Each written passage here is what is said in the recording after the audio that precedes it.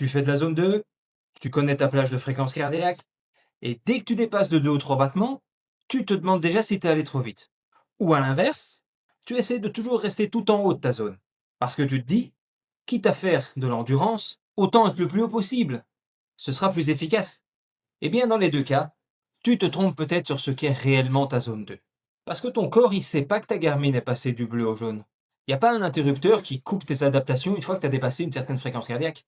Et surtout, la vraie raison pour laquelle la zone 2 est efficace n'est probablement pas celle que tu crois. Ce n'est pas parce qu'il y a une petite zone magique dans laquelle ton corps commence à fabriquer énormément de mitochondries. La raison est beaucoup plus intéressante que ça. Et tu vas voir qu'une fois que tu l'as comprise, tu ne regarderas plus tes entraînements de la même manière. On va commencer par quelque chose d'assez marrant. Tu regardes deux athlètes.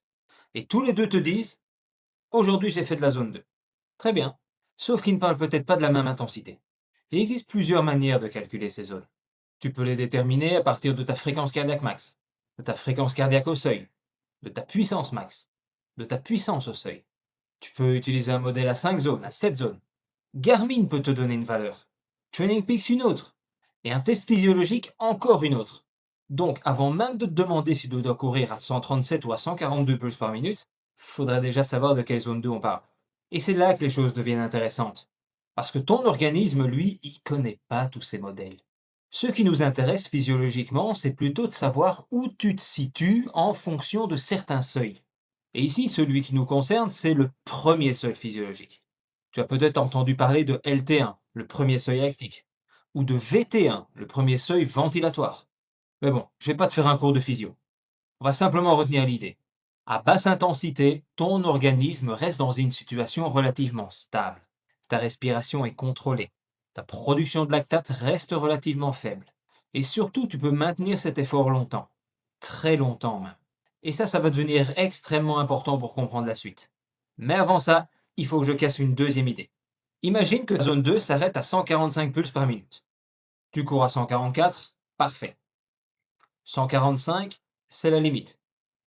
Et 146, catastrophe. Évidemment, ça fonctionne pas comme ça.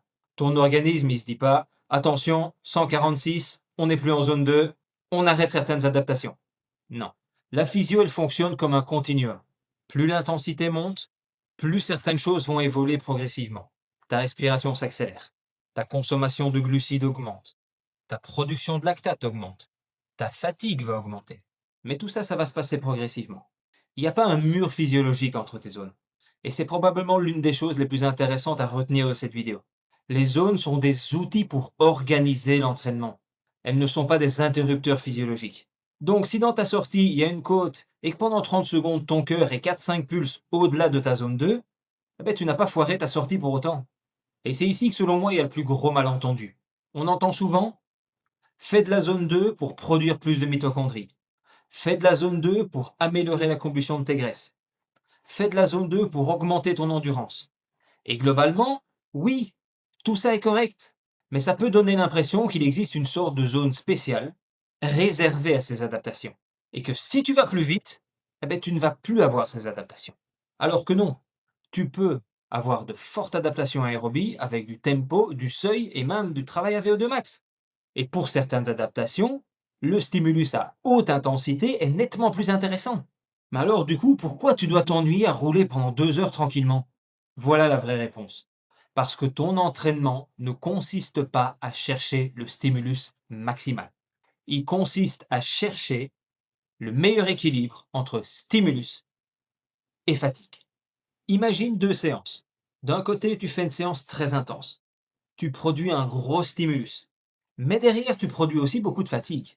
Et de l'autre, tu pars rouler pendant 2 heures. Le stimulus à la minute, évidemment, il est moins important. Mais tu peux accumuler énormément de travail. Et surtout, le lendemain, tu peux recommencer. Le surlendemain, encore. Et pareil la semaine suivante. Et c'est ça qui rend la basse intensité aussi puissante. Tu peux en faire énormément sans exploser ton coût de récupération. Et pour un triathlète, c'est fondamental.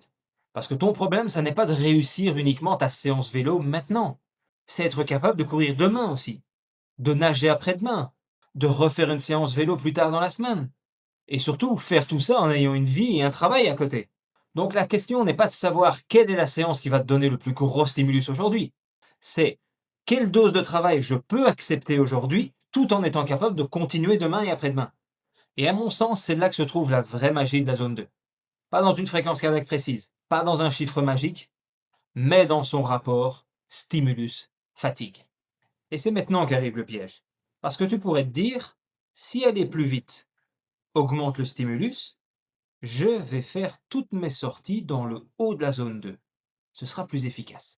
Et c'est là que beaucoup de triathlètes se plantent.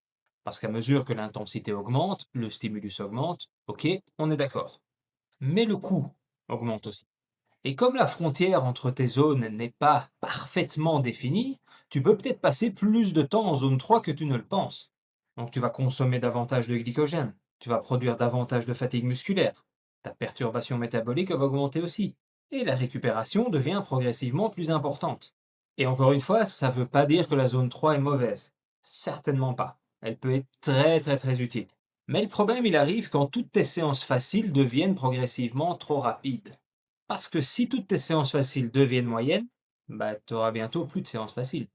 Et c'est là qu'il faut comprendre une chose. Plus dur ne veut pas dire nécessairement plus efficace.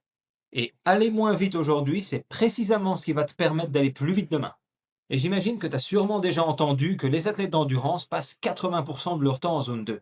Oui, mais attention à ce que ça veut dire.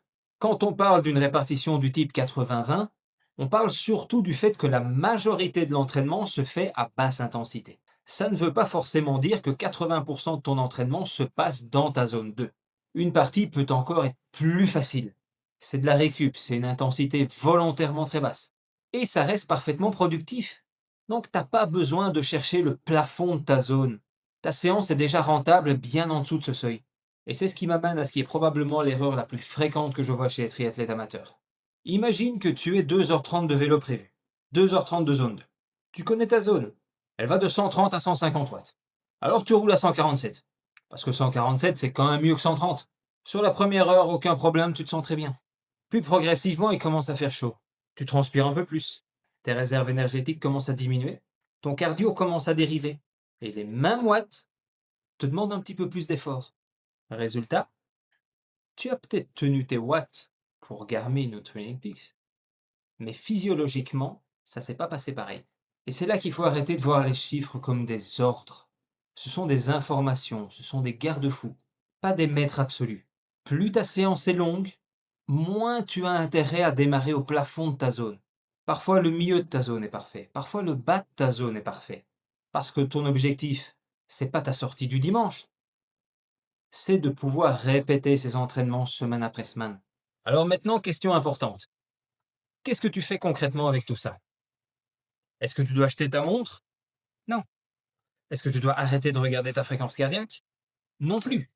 Mais arrête de dépendre des chiffres. Je vais te donner quelques repères. Ton premier repère, c'est ta respiration. Elle doit rester largement contrôlée. Tu sens que tu travailles, mais elle ne doit pas devenir laborieuse. Deuxième repère, la conversation. Tu dois pouvoir parler.